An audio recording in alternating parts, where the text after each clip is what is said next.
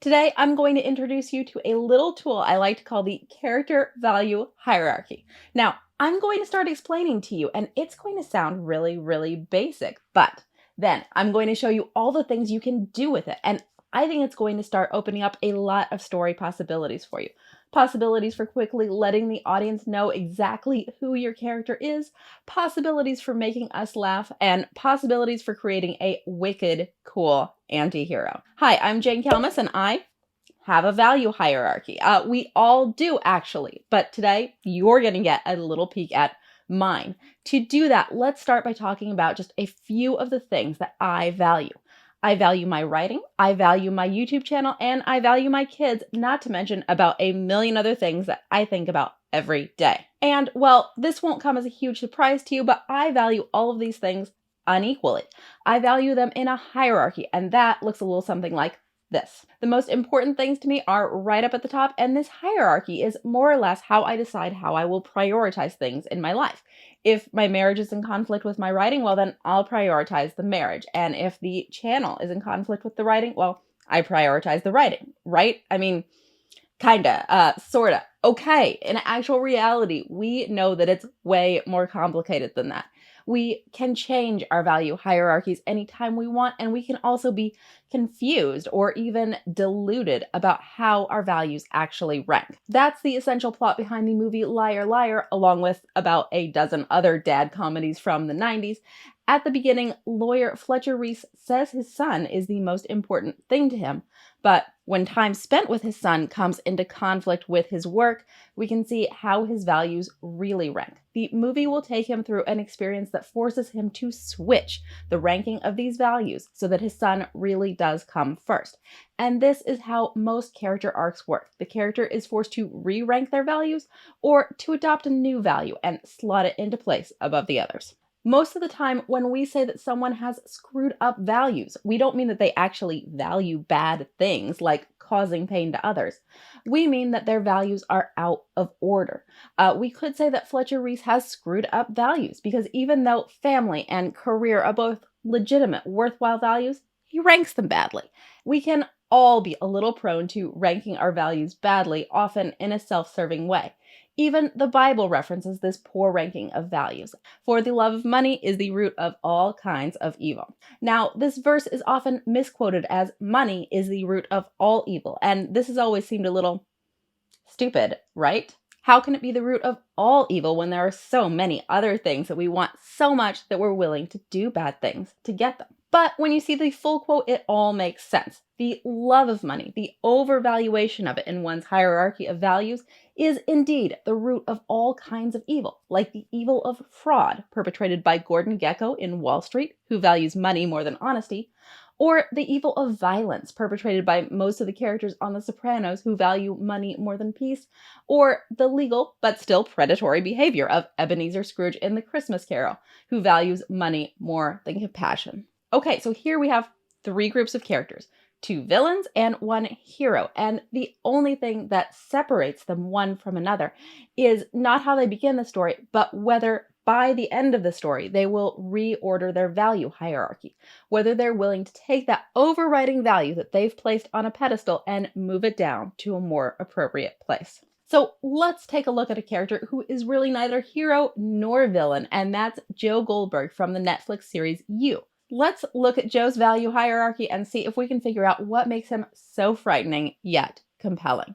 Well, first of all, Joe's values are badly disordered. His top value is something legitimately wonderful: love. In the first season, Joe has fallen in love with Guinevere Beck and he wants to be with her no matter what. He also values plenty of other truly good things: beauty, honesty, protection of the weak. We see scenes in which he displays all of these values. Joe is a monster not because he fails to value that which is good, but because when any value is placed in direct conflict with love, he will always choose the latter, as in this scene where he murders one of Beck's friends to keep her from coming between them. Giving your antihero an overriding value that is understandable but deeply disordered is a great way to make him compelling yet terrified, because we, the audience, we fully understand what he wants and why, but we're terrified of the lengths he'll go to get it. However, the thing that really gives Joe a zing of sympathy from his audience is that the very top of his hierarchy is actually well ordered. Despite his obsession with love, he does actually have one value he places above it, and that's protection of children. In season 2 and season 3, we see him go to great efforts to protect the teenage Ellie, even shielding her from the new object of his affection. This nobility, topping off Joe's value hierarchy, makes him an oddly lovable monster, and it is the reason we can stick with him through 3 gruesome seasons. If this is making sense to you, please take just a second to hit the like button, and if you did, thank you so much. That is something that makes me feel good every single time I see it. And then let's talk about how misranked values are good for more than just evil characters. They're also great for laughs. Often, all you need to create a great comic character is just to screw up her values a little bit. For example, we could look at this line delivered by Hermione Granger in Harry Potter. I'm going to bed before either of you come up with another clever idea to get us killed, or worse, expelled. Hermione probably doesn't really value her position at Hogwarts more than her life, but the idea that she does is instantly amusing. This is actually the exact same joke told decades earlier by radio star Jack Benny. He tells an anecdote where a mugger approaches him and demands your money or your life, to which Jack responds, "I'm thinking it over."